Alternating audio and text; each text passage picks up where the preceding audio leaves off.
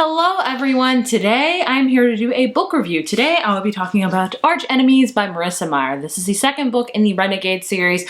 I did already read and review Renegades last year, and I will link that right up here if you want to see it. Renegades was my favorite book of last year. So needless to say, I went into this book with high expectations and I don't want to say they weren't met, but let's just say I didn't love this book as much as Renegades. So if you're unfamiliar with Renegades and what it is about, I will tell you a little bit about it before going into spoiling this, because I will be spoiling this. So Renegades, I always say, if you like Marvel movies, there's a good chance you're probably gonna like Renegades. It is like a Marvel movie in a book. So in this book we have Renegades, and Renegades are kind of the superheroes of the book. Everybody that has powers are called prodigies. Now, so we have prodigies, and prodigies that are like fighting for good and stuff are called renegades. Now, the flip of the coin, there are the anarchists, who are kind of the villains, who are very against the renegades and what they stand for. So in the first book, Renegades, we have two main characters, Adrian and Nova. Nova is an anarchist. Her superhero, whatever her name is, called Nightmare. Her power is that she can put people to sleep with a touch of her fingers, and she can also have no sleep at all. Like, she can function with zero sleep forever, which is a superpower that, like, I think is greatly underestimated. Like, I would love that power. I think every parent would.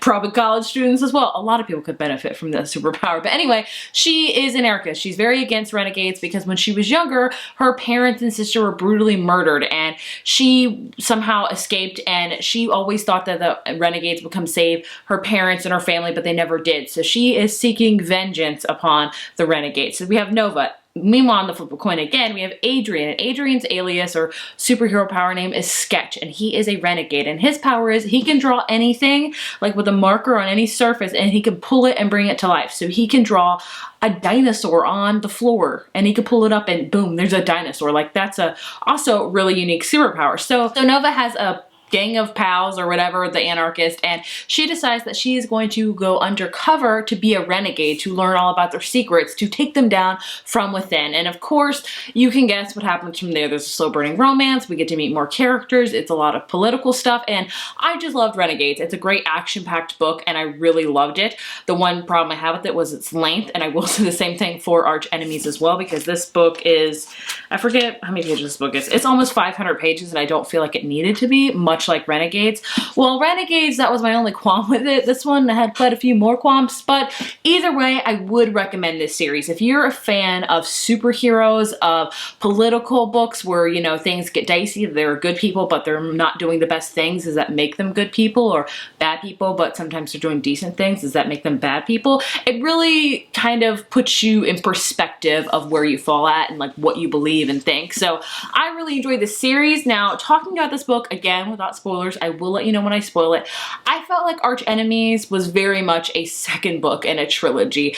I feel like that a lot when I read trilogy books. Majority of the time, second books in the trilogies are my least favorite. There are a few exceptions, with that being Catching Fire within the Hunger Games trilogy. Also, I think I really liked the second book the most in the Delirium trilogy. The Archenemies series, my favorite was A Court of Mist and Fury, the second book in the series. So there are a few exceptions, but the majority of the time, the second book's kind of my least favorite, because second books are usually where not a lot of plot or action happens, but a lot of character development and a lot of kind of inner workings and buildings up to the third book, if that makes any sense. So I feel like the first book introduces you to the world and explains you about all these awesome characters and action, action, action. Second book really kind of sets the stage for the third book, where everything goes off like with a bang. So I feel like that is exactly the case with Archenemies. So I didn't love this book as much as Renegades, but I still really enjoyed it. I love the characters, I love the political message all about it, whether it's like good versus bad and the gray area in between. And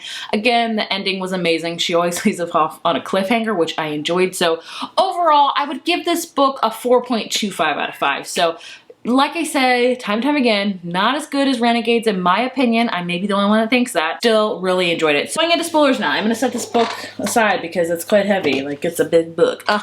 So if you have not read this book, please do not watch any further because I don't want to spoil it for you. So just know from here on out, spoilers for Archenemies. Here here we go. The last book, Renegades, left off with Ace Anarchy was alive, which I wasn't expecting. I felt so stupid because everybody commented, was like, you didn't see that coming? No, I'm just sometimes really bad with plot guesses. So we know going into Archenemies that Ace Anarchy is alive, and the whole reason kind of Nova was like undercover as a renegade was, yes, to take them down from within, but also to get his helmet back, because Ace Anarchy is like dying. I don't know if his helmet like helps him or controls his powers, or I don't know how that works. Maybe I missed some things. I probably did, because I'm not like 100% like, I don't know how to explain it. Either way, so in this book, we have that going on. It's basically Nova really trying to find out where his helmet is and how to get it. And it's really just a whole freaking book about Nova being indecisive about who she is. You know, I think a lot of the time with Nova is like, she's kind of evil, but she's really not. Like, I think she wants a lot of the same things as Renegade does, but she wants to change some things, which I think is 100% normal. So she was very much like, she likes the people that she works with, she likes what they do, but at the end of the day, like, it's like the Renegades did her wrong a long time ago, and she's never gonna forgive them. And I just don't jive well with that. That's a way to say it, but I just feel like something is also not up with that. Like the whole fact that the Renegades never saved her parents and stuff. Like a lot of people commented on my Renegades review and said that they were pretty sure that Lady Adrian's mom was on her way to help save Nova's family, and then somebody killed her. And somebody, I don't know who left a comment, so if it's you, please let me know, because I just read them the other night. Somebody said that, actually a couple people said that they think Phobia killed her, because Ace Anarchy told Phobia to kill her so she couldn't save Nova's family, because he wanted to kill Nova's family, and then Nova was left and he realized that she had power, so he saved her. That's a very good plot guess. I don't know if that could be accurate, but I wouldn't put it past him. So I like that plot guess. Whoever commented that, thank you for letting me know, but I am feeling the same way. I think Phobia might have something to do with it, because he's just creepy and we know nothing about him. Each book I'm like, maybe we'll know more about him, but no, he's like elusive. Like, he's in the shadows always, and you never know where he is or what he's gonna say or how little he's gonna say. So something's up with that. Like, I think Nova is gonna learn in the third book that Renegades were on their way to save her parents, but that lady got killed. It's Lady Immobile, I forget her name. And then she's gonna be like, oh, I was so wrong for being mad at them for like 18 years or however old she is. Like, girl. So I don't love Nova. I really don't. She's just so wishy-washy. I wish she would make up her mind. Meanwhile, we have Adrian. Adrian is a sweetheart, like a cinnamon bun. He's so cute and nice, but sometimes he's a little bit too naive, and he does he does things for the wrong reason. Like, I really don't like the romance between Nova and Adrian. I feel like there's kind of nothing there. I don't see it. Maybe I'm the only one. Like, I don't hate them that they're together, but like, I don't see any chemistry at all. Like, I don't know if I'm the only one that feels that way. Let me know. I'm much more interested in the relationship of Ruby and Oscar. I'm really invested in that. I'm really rooting for my boy Oscar, but I care about that one more than I care about Nova and Adrian. Like, I don't know. And especially with the way this last book is let off. Like, if they end up being happily ever after together, I don't know how, because they've both just been lying to each other this whole time. So what a great way to start off a relationship. Him, you know, lying to her that he's a sentinel, her lying that, you know, she was the guy that she was the villain he's been trying to hunt down for years. So I just find that all interesting, how they both really like each other, but they're both just straight up lying to the other. Like, it's ridiculous. So anyway, so yeah, we have that going on. Adrian's also has the sentinel thing going on, which I'm still also wishy-washy about. Like,